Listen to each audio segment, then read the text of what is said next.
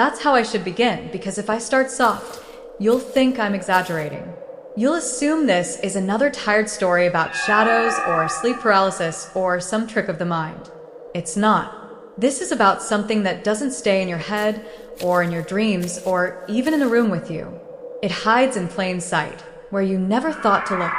It waits between words, between reflections, between the thin cracks where your attention slips.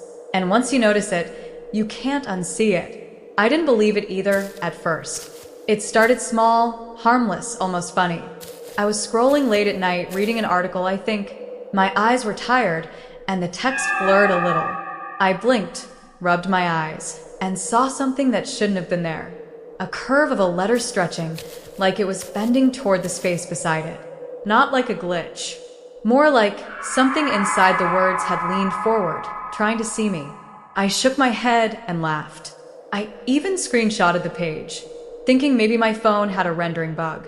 But in the screenshot, the letters looked normal again. For a second, I thought about sending it to a friend with some dumb caption like, "Text is drunk, LOL." But it didn't feel like a joke anymore. It felt like the text had pulled back because it knew I was looking too hard. That was the first time.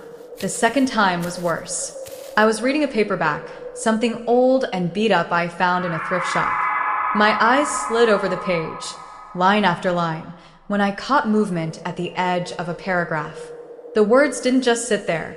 They shifted, like something thin and pale was sliding between them. The print seemed normal, but I swear I saw a hand, not drawn, not written, but an actual hand, pressing against the white space. Just a flicker, then gone. I remember staring so hard my eyes watered. I thought maybe I was just tired. Maybe it was a trick of light. But when I closed the book, my reflection in the dark TV screen didn't close it with me. It was faint, like an afterimage, but I saw myself still holding the book open in the glass. My real hands were empty. I didn't sleep that night. You're probably thinking he was hallucinating, stressed, too much caffeine. That's what I told myself, too. I tried to ground it in reality.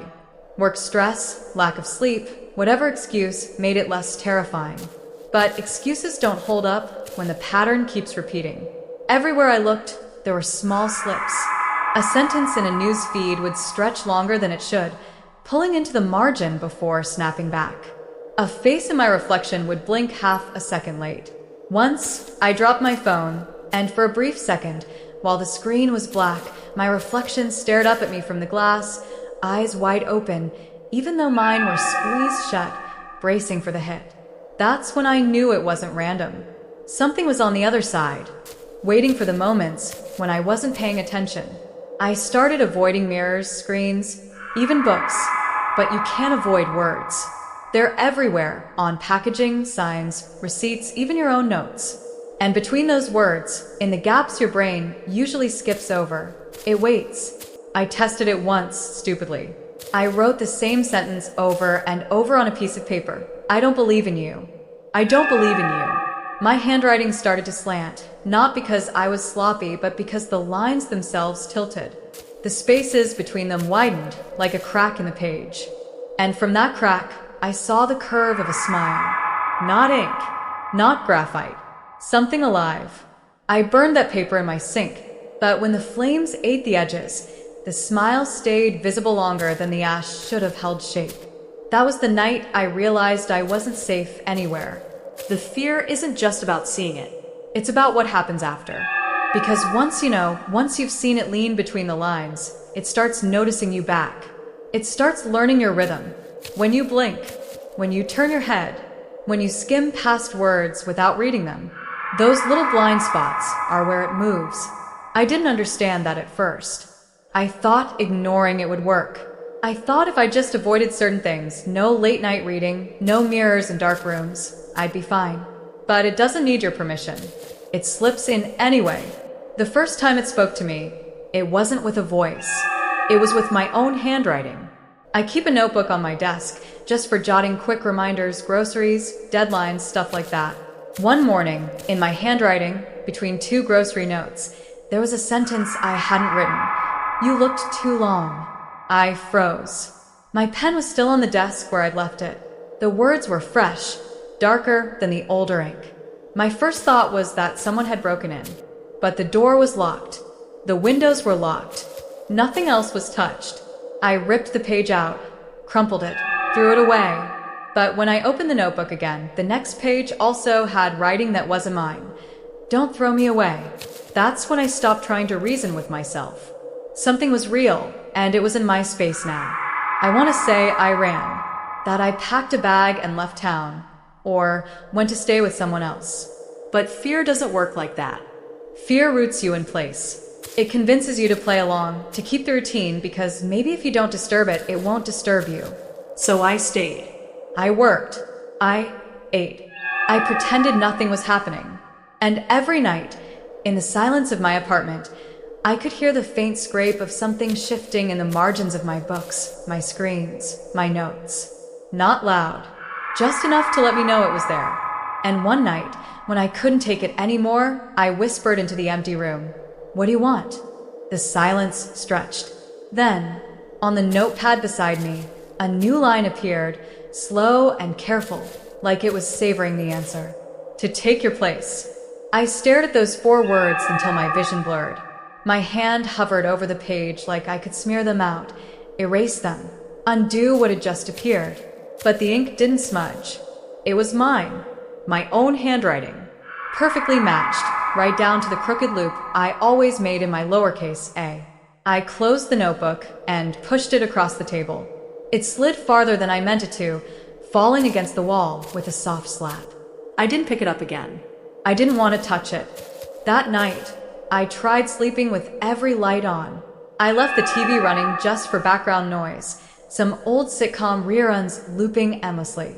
I thought maybe if I filled the room with sound and light, it wouldn't find a way in. But even with the TV flashing, the shadows didn't look right. They were too sharp, too still, like the corners of the room were painted instead of lit. At some point, half asleep, I noticed the captions on the TV weren't matching the dialogue. The laugh track played after a joke, but the subtitles spelled out something else. I sat up, blinking at the screen, my stomach turning cold. The characters on the screen were laughing. The studio audience was laughing. But the words underneath spelled, "Why are you awake?" My mouth went dry. I fumbled for the remote, changed the channel. A commercial came on. Bright colors, music, people smiling with toothpaste white grins. But at the bottom of the screen, the closed captions didn't follow the ad. They spelled out something new.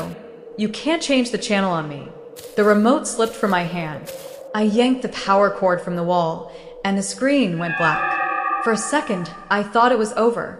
Then I saw it again, in the blank screen. My reflection sat where I should have been, but it wasn't moving in time with me. Its mouth was curled into a smile I didn't feel. I turned away and buried my face in the pillow, like a kid hiding from monsters under the blanket.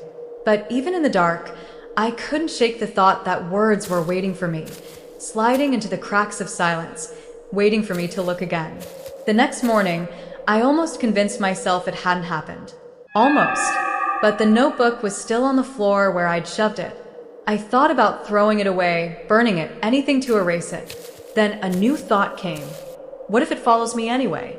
What if the notebook wasn't the problem? What if I was? I went to work like nothing had happened. Kept my head down, typed reports, answered emails. But once you've seen it, you can't unsee it. Every Word document I opened seemed to ripple, just slightly, in the gaps between paragraphs. When I looked at my inbox, the subject lines seemed to stretch toward each other, like fingers reaching across white space. And when I glanced at a coworker's sticky note on his desk, the words looked fine at first, just a list of numbers and tasks, but then one word shifted. Not in the ink.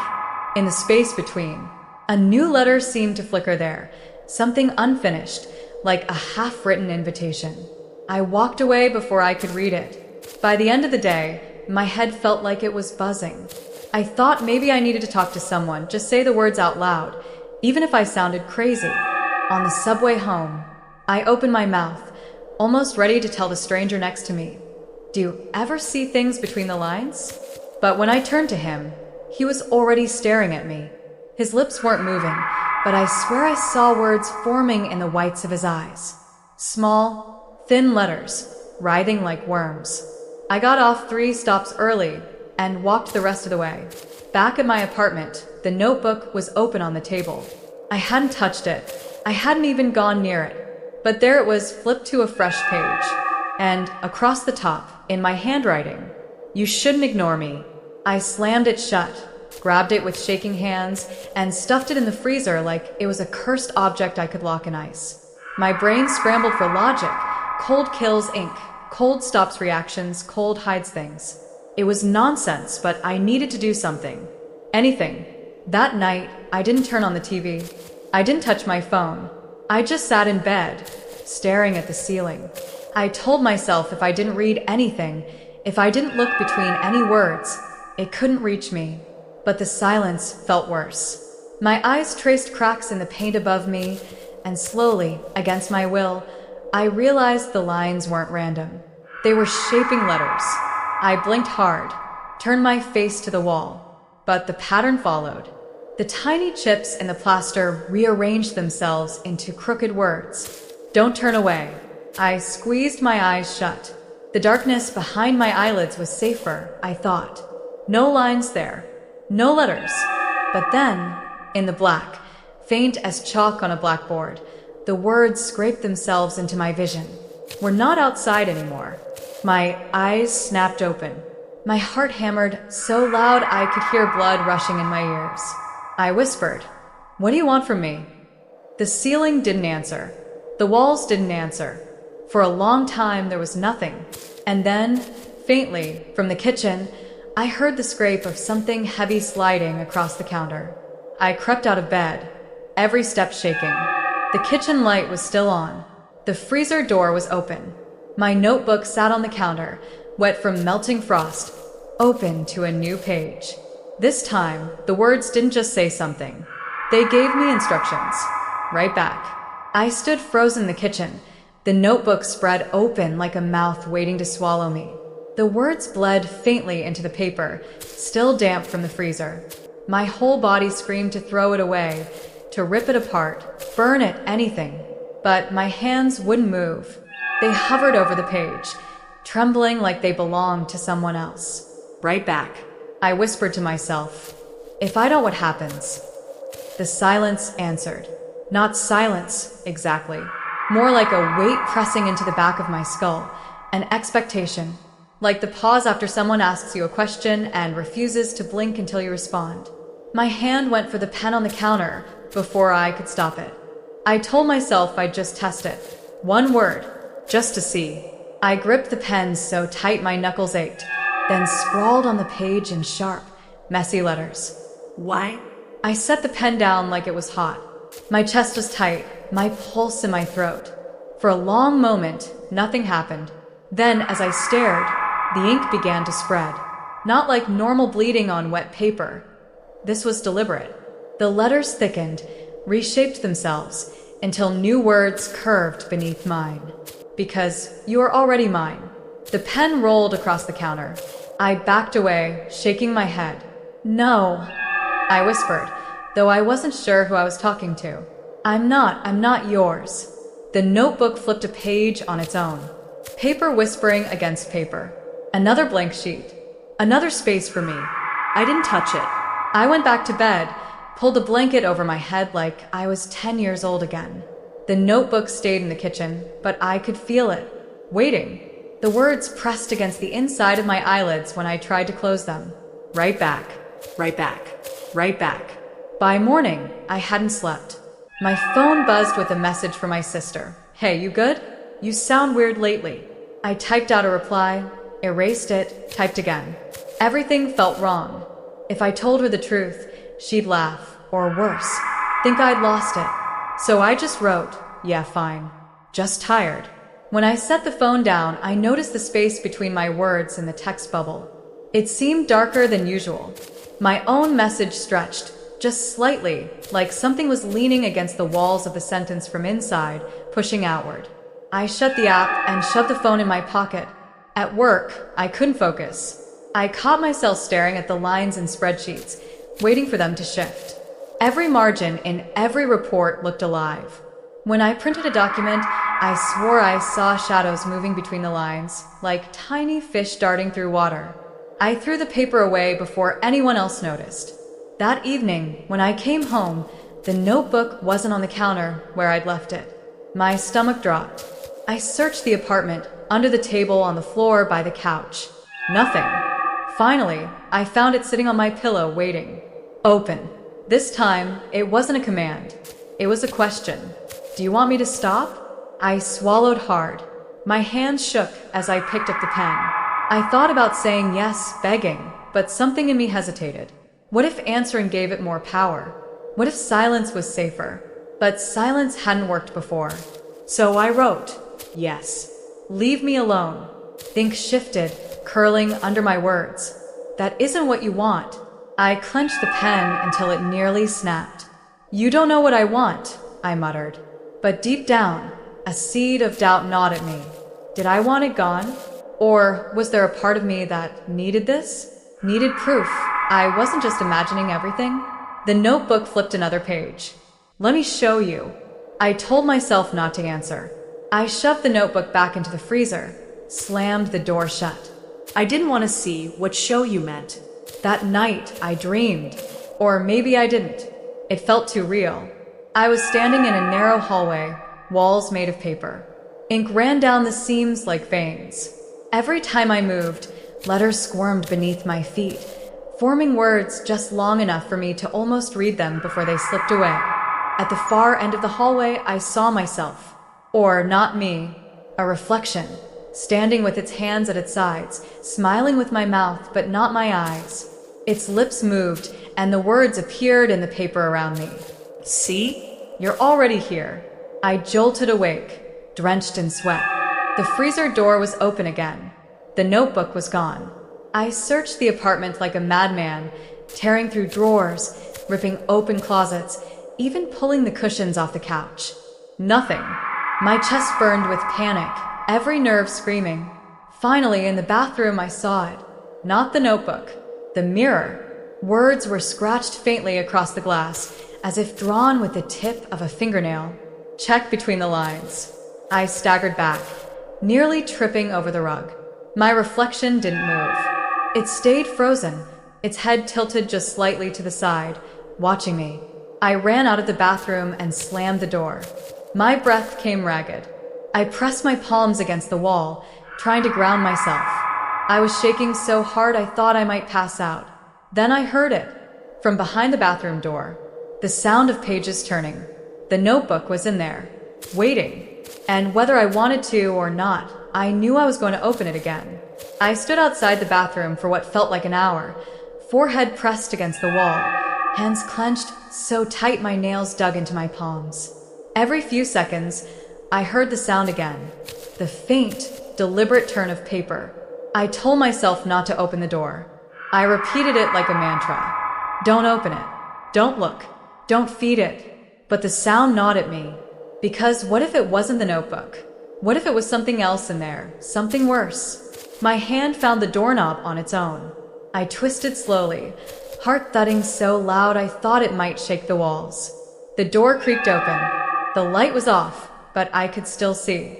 A pale glow radiated from the mirror, filling the small room. The notebook lay open on the sink, pages fluttering though there was no draft. I stepped inside. The mirror didn't show me. It showed the other me, the one I dreamed about. Same face, same body, but not the same eyes. Mine were wide and frightened. His were calm, steady, like he'd been waiting. On the glass, words crawled upward in faint, glowing ink. You're wasting time. I glanced at the notebook. It was open to a blank page. The pen rested on the edge of the sink, exactly where I'd left it last night.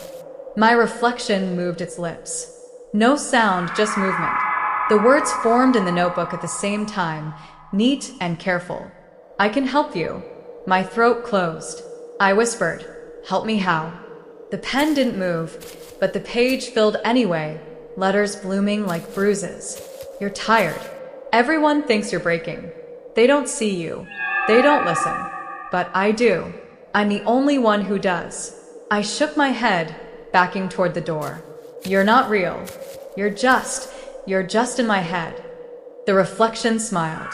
The notebook disagreed. If I were only in your head, how could you read me here? I slammed the notebook shut and grabbed it with both hands, ready to tear it in half. But the moment I tried, my arms locked. Muscles stiff as concrete, fingers refusing to move. I stood there, straining, veins standing out in my hands, but the book didn't bend. In the mirror, the other me tilted his head. His lips shaped the words I already knew were coming. Stop fighting. I threw the notebook onto the floor, stumbling out of the bathroom, slamming the door behind me. My chest was heaving, sweat pouring down my face. I pressed my back against the hallway wall, sliding down to the floor. That's when my phone buzzed again. A text from my sister. Are you ignoring me? Seriously, what's going on? I stared at the screen, desperate for normalcy, desperate to feel like there was still someone outside this madness. I typed, I need to talk to you. Come over. Her reply came fast. On my way. The relief was overwhelming. Just a few minutes, I told myself. Just a few minutes, and I wouldn't be alone with this anymore. I forced myself up, paced the living room, tried to breathe steady. But every time I glanced at the wall, at the couch, at the lamp, I noticed it.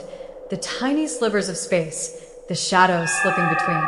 It felt like my apartment wasn't solid anymore, like it was made of words, and the margins were alive. When the knock finally came, I nearly collapsed. I yanked the door open. My sister stood there, frowning, holding a bag of takeout. Jesus, you look like hell, she said, stepping inside. I need you to tell me I'm not crazy, I blurted out. She raised an eyebrow. Okay, what happened? I started pacing, words tumbling out of me. The notebook, the mirror, the messages, everything. I told her everything. My voice cracked. My hands shook. I sounded insane, I knew it, but I couldn't stop. When I finally stopped talking, she didn't laugh. She didn't tell me I was losing it. She just stared at me, lips pressed together, eyes darting to the bathroom door. Then she said, "Show me." I froze. "Show you?" "Yeah, the notebook. You still have it, right?" My stomach nodded. Something about the way she asked felt wrong. Too calm. Too direct. "It's in there," I whispered, pointing toward the bathroom. She set the takeout down on the table and walked toward the door. Panic rose in me. "Wait," I said, rushing after her. "Don't open it. Don't." But she already had. The bathroom was dark, but the glow still radiated from the mirror. The notebook lay open on the sink, its pages filled with tight, neat handwriting. Too much to read at once. The letters pulsed faintly, as if alive. My sister stepped closer. "It's beautiful," she said softly. The words crawled onto the mirror as she spoke. "She sees me too." I grabbed her arm. "We need to leave. Now." But she didn't move. Her reflection was smiling, just like mine had. The notebook's page flipped, the pen twitching like it wanted to be held. "It's easier if you don't resist," the words read. I yanked harder at my sister's arm. "Please, come on." She turned her head, finally looking at me. Her eyes were wide, but not with fear. With recognition. "I think it's right," she whispered. "I think it knows us better than we know ourselves." The mirror shivered, like a surface disturbed by a drop of water. And for a split second, I saw it. Not me, not her, but something else pressing against the glass. A shape made of words, lines, margins, trying to crawl through. I dragged her back, slamming the bathroom door shut again. My whole body trembled. "Don't look at it. Don't listen," I begged. But she just stood there, her lips curving into a smile I'd never seen before. And in that moment, I wasn't sure if she was still my sister at all. The smile on her face didn't belong to her. It was too steady, too calm, like it had been practiced 1,000 times before in a place I couldn't see. My sister had always been quick with emotions, anger, sarcasm, laughter, but never this. This was the expression of someone who had no doubts, no cracks, no hesitation. She reached for the bathroom door again. I grabbed her wrist hard. "Don't!" I snapped. Her eyes shifted to mine, slow and deliberate, as if she was only just now acknowledging my grip. "Why are you afraid of it?" she asked. Her tone wasn't mocking or kind, it was flat, measured. "Because it isn't supposed to be here," I said. "Because it's not ours. It doesn't belong." Her lips parted, and for a second I thought she might argue.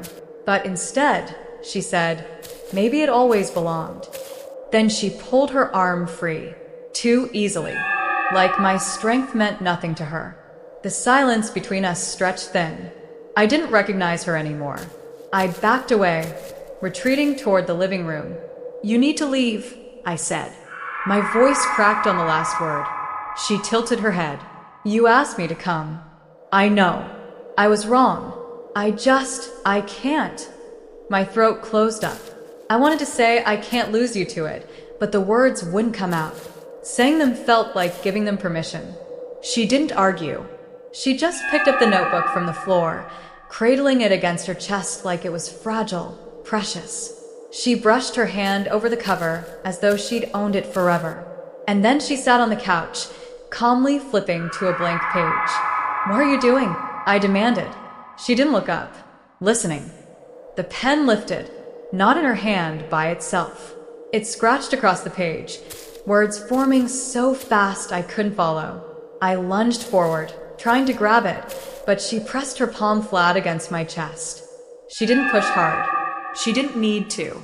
My whole body locked up, like I'd slammed into an invisible wall. She kept her eyes on the notebook. "You can't stop this," she murmured.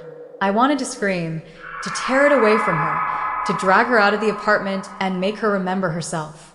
But I couldn't move. My breath came shallow, forced. My pulse hammered so violently, I thought my ribs might crack. When the pen finally stopped, she closed the notebook gently and looked up at me. "It doesn't want you to be afraid anymore," she said. Her voice was wrong. It carried two tones now, hers and something underneath. Something too smooth, too even. "Please," I begged, "just put it down. We can figure this out, but you have to put it down." She smiled again. That same alien smile. "You don't understand. It's not trying to hurt us. It's trying to show us." "Show us what?" Her eyes flicked to the space between us. Not at me, but at the air, the empty margin of the room. That this was always here. The lamp on the table flickered. For a split second, its shadow didn't match its shape. It bent the wrong way, reaching toward her. She didn't notice. Or maybe she did and didn't care. The paralysis lifted from me all at once, leaving me stumbling forward. I ripped the notebook from her hands and hurled it across the room. It hit the wall with a dull thud and fell open, pages fluttering. Her face twisted, not angry, not sad, but disappointed, like I'd broken some unspoken rule. "You shouldn't have done that," she said. The notebook's pages turned rapidly on their own, the sound like frantic whispers. I grabbed her arm, trying to drag her toward the door. "We're leaving now." She resisted for only a moment, then let me pull her out into the hallway. The air outside felt different, thinner, cooler, like the whole building was holding its breath. We made it 3 steps before she stopped. Her body went rigid, and she dug her heels into the floor. "Do you hear it?" she whispered. I froze. The hallway was silent. Too silent. "There," she said, pointing at the space between 2 picture frames on the wall. "It's speaking." I didn't hear anything. Not at first. But then, faintly, like static crawling into my ears, I caught it. Whispers layered over whispers, words folding into each other until they didn't sound like words anymore. Her face lit up with something close to awe. "It's beautiful," she breathed. I yanked harder at her arm. "No. Don't listen. That's how it gets in." But she wouldn't move. She leaned closer to the wall, tilting her head like she could press her ear into the gap. The shadows stretched toward her again, longer this time. They wrapped around the outline of her hand, as if inviting her to step through. I panicked. I shoved her backward, away from the wall, and she stumbled into me, glaring. For a split second, her eyes flickered. Not just the reflection of the hall light, but something deep inside, something watching. Then she laughed. A low, soft laugh that wasn't hers. You're the only one fighting this, she said. Why are you so afraid of what you already are? I'm not. The word stuck in my throat. I didn't even know what she meant. The whispers swelled around us, pressing against my skull. I clamped my hands over my ears, but it didn't help. The sound wasn't in the air, it was in the spaces, in the seams of the world. She leaned close, her voice a mix of hers and the other. You can't hide from it forever.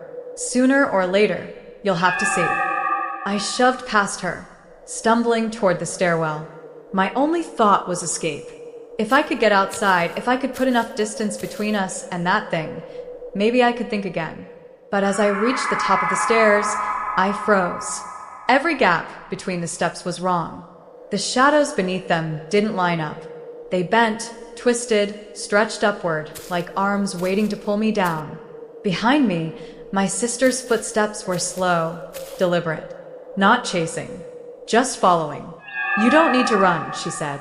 It's already here. And as I looked down the stairwell, I realized she was right. The shadows weren't just beneath the steps anymore.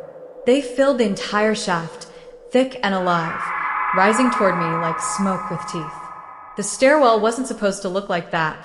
Shadows weren't supposed to climb, weren't supposed to bend around the edges of concrete like liquid claws. Yet there they were, thickening in the open shaft, layer upon layer of black, rising slowly but steadily toward me.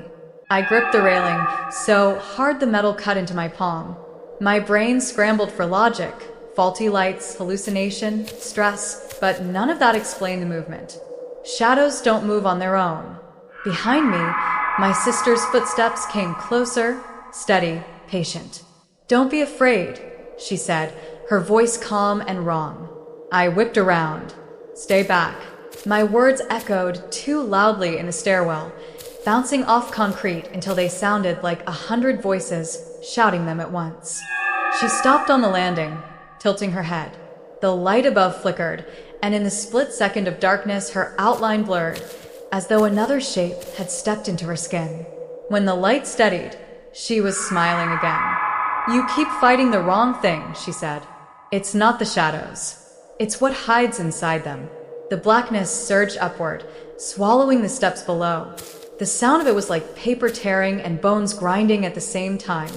I stumbled back, pressing myself against the wall. I had two choices: go down into it or retreat into the hallway where it had already begun to creep into her. Neither felt survivable. She stepped closer. It doesn't want to hurt you. It wants you to know. Know what? I demanded, though my voice broke on the last word. Her smile widened, that the spaces were never empty. Something shifted in the corner of my eye. I looked, and for a moment I saw faces forming in the dark beneath the stairs, eyes opening where there should have been nothing, mouths shaping silent words. Then they dissolved back into the black, leaving me doubting myself.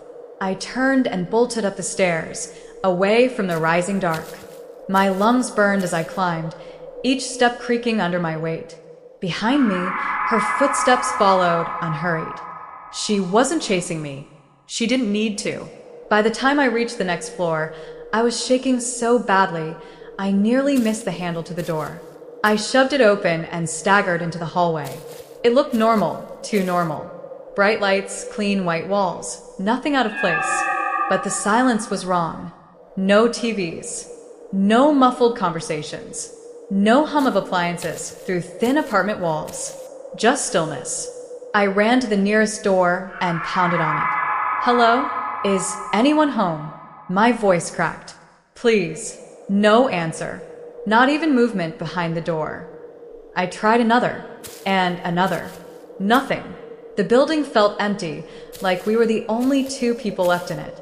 My sister emerged from the stairwell, cradling the notebook in her hands. I hadn't even seen her pick it up again. The pen hovered just above the page, quivering like it was straining to write. She spoke softly, almost like a lullaby. It doesn't like being ignored. The pen dropped and scrawled across the paper in jagged lines, faster than I could follow. My sister watched with a kind of reverence, nodding as if she understood every word. What does it want? I asked, though I didn't want to know. She looked up at me, her eyes darker now. It wants you to stop pretending. Pretending what? That you don't already hear it. I shook my head. I don't, but the words caught.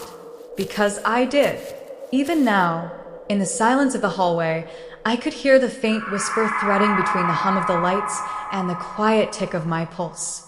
It had been there all along, I realized. I just hadn't admitted it. The air grew heavier, pressing down on me. The shadows in the corners of the hallway deepened, stretching longer than they should have. I staggered backward, my heel catching on the floor. I fell against the wall, and for a moment I swore the paint rippled beneath my hand, like skin. My sister crouched in front of me, holding the notebook out like an offering. "Read," she whispered. I shook my head violently. No. "I won't."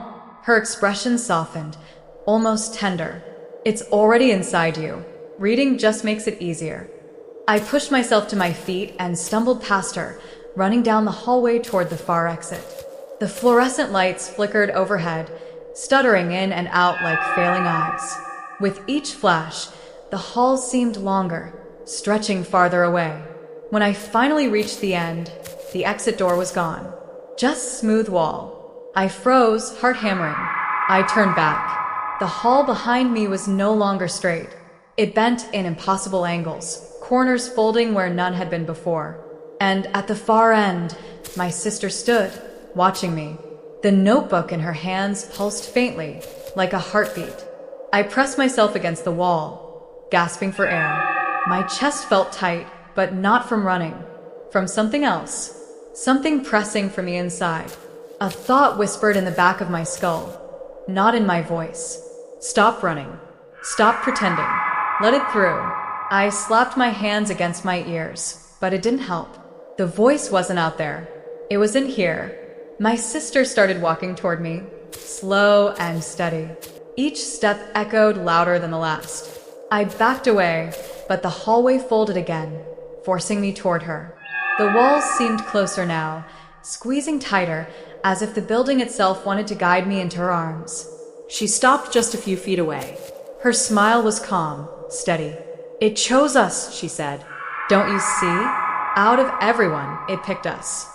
I shook my head, tears burning my eyes. "I don't want it." Her hand reached out. Not threatening, not forceful, just an invitation. The notebook opened on its own. The pen rose, hovering. Words bled onto the page like ink spreading through cloth. This time, I saw them clearly. There is no outside, only the spaces. The shadows in the corners rippled, stretching toward me. My skin crawled with the sensation of invisible threads brushing against me, tugging gently, like they were trying to unravel me from the inside out. I screamed and shoved past her, forcing my way back toward the stairwell. She didn't stop me. She only called after me, her voice calm and full of certainty. "You can't escape what you are." I stumbled through the stairwell door and froze again. The shaft was gone. No steps, no railings, no concrete. Just black, stretching down into nothing and up into nowhere. And from that black came the whisper, louder now, filling every corner of my mind. I stood on the threshold, toes inches from the drop. The air pouring out of the shaft was cold, but not the kind of cold that chills skin. It went deeper, straight into bone. It felt like standing at the edge of the world and staring into the gap that existed before anything else. Behind me, the hallway lights flickered once, then died. I didn't need to turn to know she was there, notebook in hand, waiting. The black stretched below and above, endless. At first, it was silent. Then, faintly, the sound came again. Whispers, layered over one another. So many voices that they melted into a low hum. They weren't speaking English, but I understood them anyway. Not words, intent. An invitation. Step forward. My legs shook, but I didn't move. "You can't have me," I whispered into the dark. The whispering swelled, a tide of sound that filled my head. It was less like being spoken to and more like being played, like my body was an instrument, and they were plucking every string. I pressed my palms against my ears. "No, you don't get to decide." Then her voice, steady, cutting through theirs. "You already said yes the moment you looked between the lines." I spun around. She was closer now, her eyes almost black, the whites of them veined with something that pulsed faintly in rhythm with the notebook. What do you want from me? My voice cracked. She tilted her head. Not me. Thump. And they don't want what you think. They don't want blood. They don't want worship. They want you to see. See what? That the walls never kept you safe. She lifted the notebook, and the pen scratched furiously without her touching it. They only made you believe you were inside something solid. But it was always hollow. It was always paper. The stairwell groaned, not the sound of concrete shifting. It was softer, like the creak of a book's spine being bent too far. I looked down again, and for the first time, I realized the darkness wasn't just black. There were faint lines running through it, thin, pale, like margins on an endless page. I staggered back, my heel catching on the edge. My sister's hand shot out and grabbed my wrist. Her touch was ice cold. Don't fall yet, she said softly. You're not ready to be written. I yanked my arm free. You're sick. You've let it crawl inside your head, and she laughed, and it was the most human sound she'd made all night. You think this is madness? No. This is clarity. We're nothing until the lines choose to shape us. Don't you want to know what you really are? I backed into the wall, the rough paint scraping my shoulders. My chest rose and fell too fast, each breath shallow. The notebook quivered in her hands. The pen lifted again and wrote 3 words in huge, jagged strokes. She turned the page toward me. You are margin. I stared at it, not comprehending. Margin, she nodded. The space around the words, the part that's ignored, the part that keeps the rest from collapsing. My knees nearly gave out. That doesn't mean anything. That's nonsense. Is it? She stepped closer, holding the notebook out. Think about your whole life. Always watching, never speaking too loudly. Always the background. You've been margin your whole life, and now they want you to embrace it.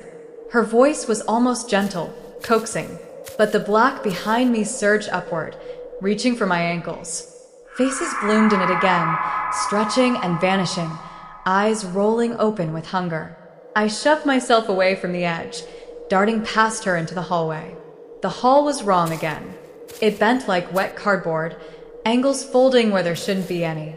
The doors lining the walls were gone, replaced with more blank white surfaces.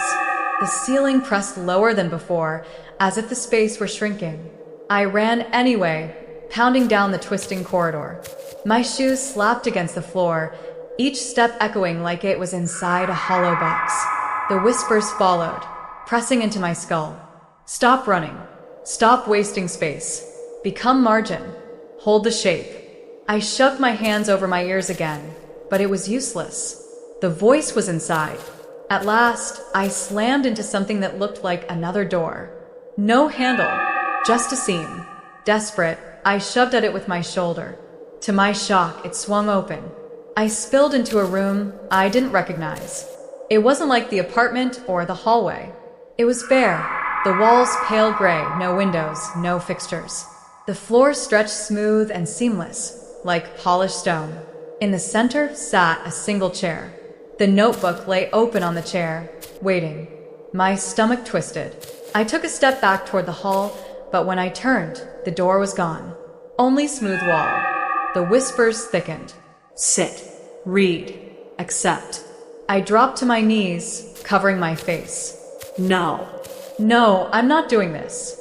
I'm not margin. I'm not your space. But the room shifted. The walls bent inward, folding closer like pages being turned. The air thickened. The notebook pulsed faintly on the chair, each throb like a heartbeat. And then her voice again, not from behind me, not from anywhere physical. From inside. You already belong. I squeezed my eyes shut. No, I don't. But when I opened them again, my hands weren't empty. The notebook was in my lap, and the pen was already moving. I tried to throw it, but my arms wouldn't obey. My fingers clenched around the edges of the paper. Ink bled into the page, curling letters across it. Stop pretending. Hold the lines. Become margin. I screamed, the sound tearing my throat raw. But even my voice felt like it was being written, each word scratched into the air as though the space itself had already decided what I'd say. The walls folded closer, paper thin, pressing me toward the center. The chair loomed in front of me, empty now, waiting for me to sit, and the whispers rose into a roar. The walls pressed closer with a soft crumpling sound, like someone crushing sheets of paper in slow motion. I was crouched on the floor, the notebook clamped in my hands, the pen dragging against its surface, even though I wasn't moving it. My wrists trembled, veins straining, every muscle screaming to let go, but it felt as if invisible strings tied me to the book. The words it wrote came faster now. Lines slashed across the page with no rhythm, no pause, like 1,000 voices fighting to be heard. The margin holds the world together. Without margin, the lines collapse. Without margin, everything bleeds. The room shook with the sound of them. Not an earthquake, something stranger, as though the building wasn't made of concrete and plaster at all, but of stacked pages quivering with each sentence. I slammed my eyes shut, begging myself to wake up, to rip free from whatever nightmare I'd stepped into. But when I opened them, the words had changed. Stop running. Stop wasting space. Sit. The chair loomed in front of me, closer than before. I scrambled backward, pressing into the wall. My shoulder hit what should have been solid, but it gave slightly, crinkling like cardboard. The sound made bile rise in my throat. I shoved harder, and my hand broke through the surface. Instead of plaster dust, scraps of torn paper fluttered out around my wrist. I yanked my hand back, shaking. The hole in the wall gaped open. Behind it wasn't studs or wiring, just more white, thin, endless, like layers upon layers of pages stretching out forever. No, I whispered. This isn't real. This can't. It is real, her voice said. My sister stood across the room now, though I hadn't seen her enter. She looked calm, her hands folded at her waist, the notebook no longer with her. You're seeing what it always was. You're not trapped. You're being shown. Shown what? That the world is paper? My voice cracked, sharp and frantic. Not paper. She tilted her head. Margin. They've chosen you. Don't fight it. You'll only tear yourself apart. The whispers surged again, pressing hard against my skull. I pressed my hands against my ears, but it didn't help. Sit. Accept. Hold the lines. The chair scraped forward an inch, though no one touched it. I shook my head violently. I won't. You can't make me. Her smile was sad, almost gentle. You already are. Look. I glanced down. My arms weren't solid anymore. The skin shimmered pale, faint gray lines running along it like faint rules on notebook paper. The edges of my fingers wavered, less flesh and more outline. No, no, no, no. I clawed at myself, as if I could rip the lines away, but they only spread further, etching down to my wrists. My sister stepped closer. You've always been margin. You've lived your whole life on the edges, watching other people's words, never your own. Why do you think they picked you? You were already empty space. Her words cut deeper than the whispers. The notebook shook in my lap, pages fluttering like wings. The pen moved faster now, scratching lines that blurred into one another. My vision swam. The walls folded even tighter, the sound of crumpling surrounding me. The chair scraped again. This time it was right in front of me. My knees touched its legs. The whispers rose into a command. Sit. I clutched the notebook to my chest, breathing hard. My throat burned with screams I couldn't force out. Then I realized the pen had stopped. The page was blank again, though I hadn't turned it. Slowly, ink began to bleed across it, forming one sentence. Choose now. The room stilled. Even the walls froze in their folding. My sister's eyes locked on mine. She didn't speak, but I felt her urging me silently. The choice wasn't between freedom and capture. It was between denial and surrender. The whispers fell quiet, waiting. I tried to imagine throwing the notebook, breaking the walls, shattering whatever nightmare had swallowed me whole. But something deep in me, the same part that always lingered at the edge of conversations, that never stepped fully into the center of anything, knew that wasn't true. The world outside had already been touched. Even if I escaped this room, the lines would still wait for me. My hands shook as I lifted the notebook. I stare at the page, ink still wet. Choose now. The chair groaned, its empty seat waiting. I don't know how long I sat there. Seconds, hours, maybe days. The room was timeless, a frozen loop of waiting breath. Finally, my legs moved on their own. They bent. My body lowered. I sat. The notebook pulsed once against my chest, then went still. The whispers sighed in unison, 1,000 voices exhaling relief. My sister knelt in front of me, her expression unreadable. Good, she whispered. Now you'll see it the way we do. The walls unfolded, not outward, but inward, peeling back to reveal another space beyond them. A library, but not a library of books. A library of pages. Endless sheets floated in the air, suspended, each one filled with cramped handwriting, margins marked with faint gray lines. The floor wasn't stone. It was paper stacked endlessly, rustling as though it breathed. The ceiling was a sky of torn scraps, fluttering in a wind I couldn't feel. Every page whispered, their voices blending into the low hum I'd heard since the beginning. You belong here now, my sister said softly. You'll hold the edges. You'll keep the words alive. I tried to answer, but no sound came. My voice had no weight anymore. When I looked down, my hands were gone, replaced entirely by faint lines, soft and gray, like the border of an unfinished sketch. The rest of me was fading too, chest dissolving into outline. I reached for my sister, desperate, but my arm bent like a crease. She caught my hand, gripping it tightly. For a moment, warmth. Human. Then even that slipped away as her fingers passed right through mine. The notebook lay open on my lap again. New words appeared on its page. Margin holds. Margin keeps. Margin is silence. And I understood then. I wasn't meant to speak anymore. I wasn't meant to be the story. I was meant to hold it together.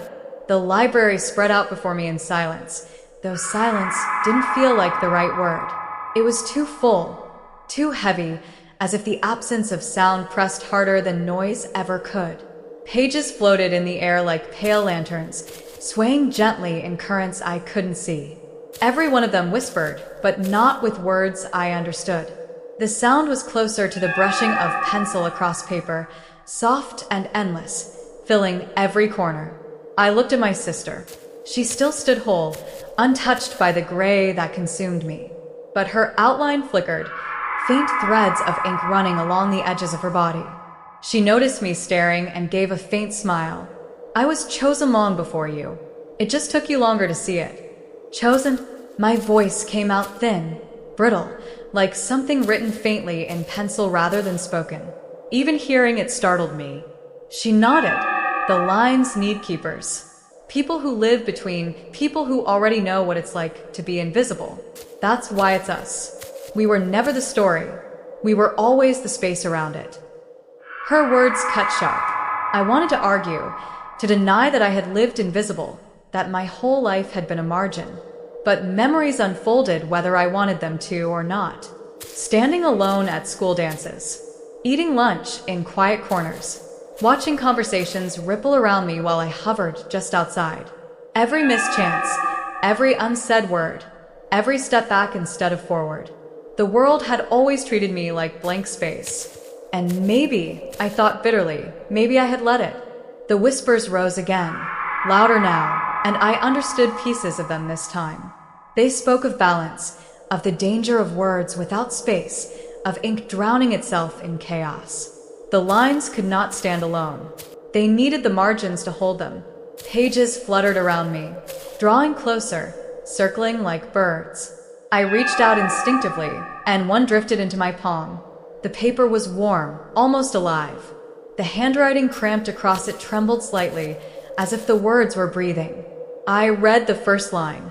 On Tuesday, she stood at the bus stop in the rain, clutching a red umbrella too small for her frame. It was nothing extraordinary, just a moment from someone's day. But as I read, I felt it happen. The damp air, the weight of the umbrella, the shiver of waiting alone. The words weren't descriptions. They were reality.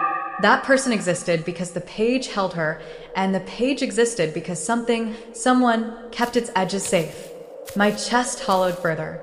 Lines spread across me, thinner and thinner, until I looked like a sketch more than a body. Still, I clung to the page, desperate for something solid. My sister touched my shoulder. You feel it, don't you? They're alive, because we keep them contained. Without us, it all bleeds into nothing. We aren't forgotten. We're the only reason anything survives. Her eyes were steady, but I saw the tiredness there, the exhaustion of someone who had carried this for too long. She wasn't trying to frighten me. She was trying to convince herself. The page slipped from my hand, floating back into the air. Others drifted closer, brushing against me, whispering louder. I tried to stand, but my legs didn't respond. Or maybe they weren't legs anymore. When I looked down, I saw only faint borders, like pencil marks fading on a white sheet.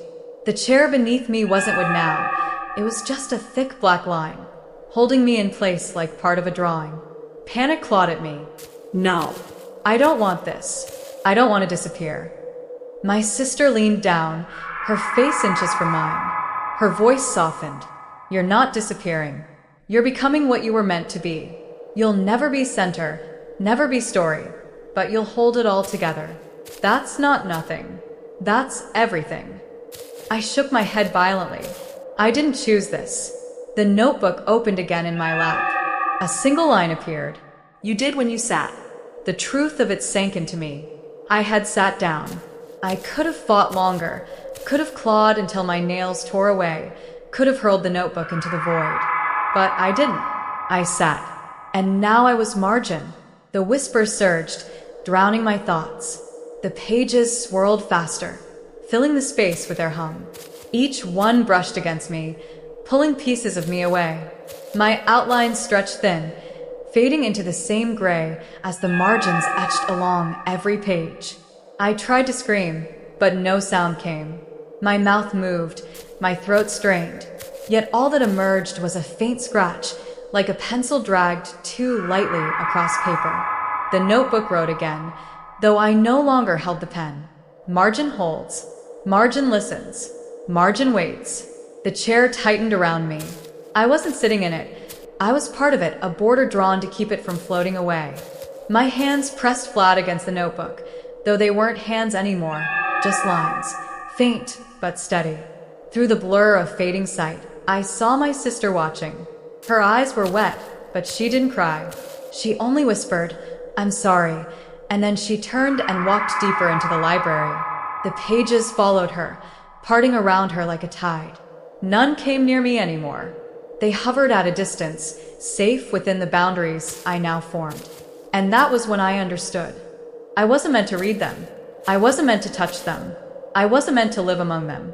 I was meant to frame them, to be the silence that held their noise, the border that gave them shape.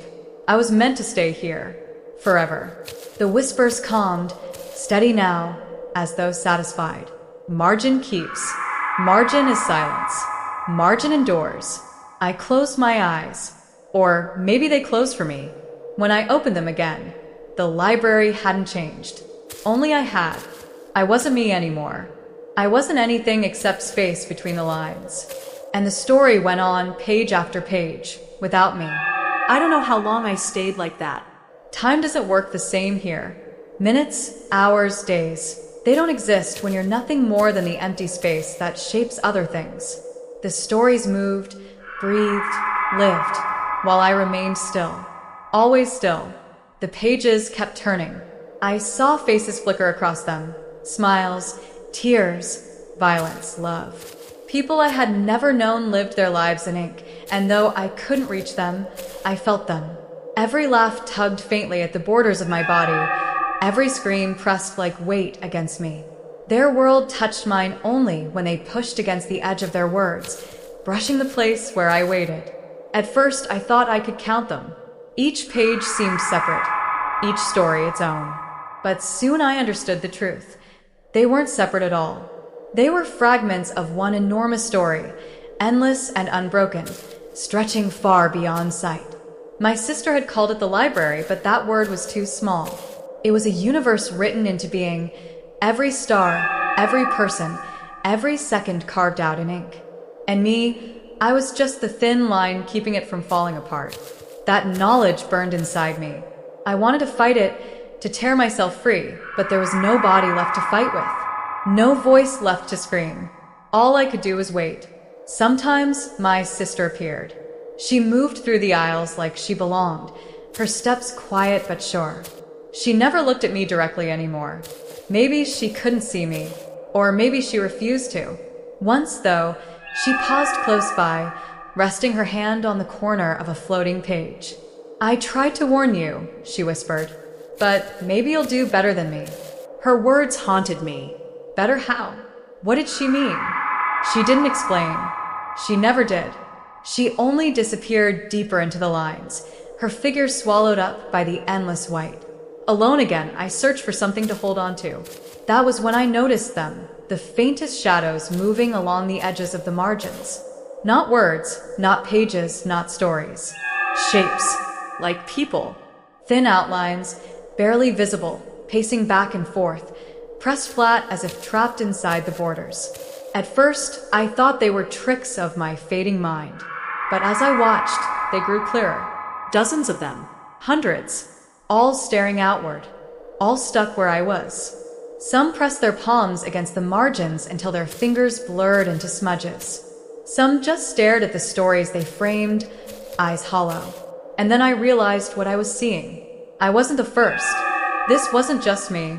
Every page, every line, every border was made of people who had come before, swallowed by silence.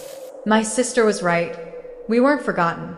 We were used, stretched and flattened into the empty spaces that made the rest possible.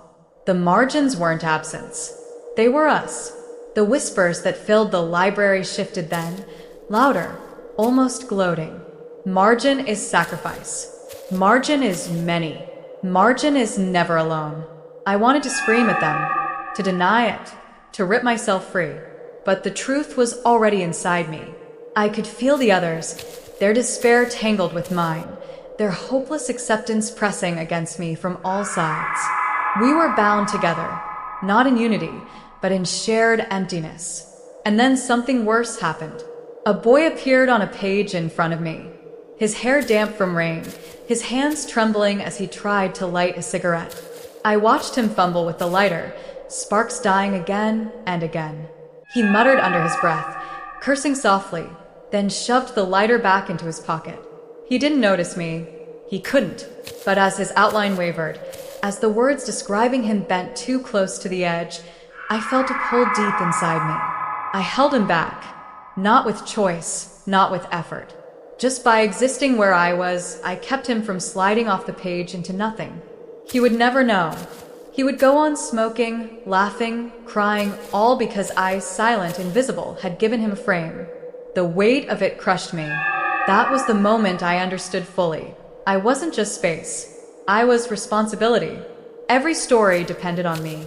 On all of us, stretched thin, silent, erased. Without us, the lines collapsed. And no one outside would ever know.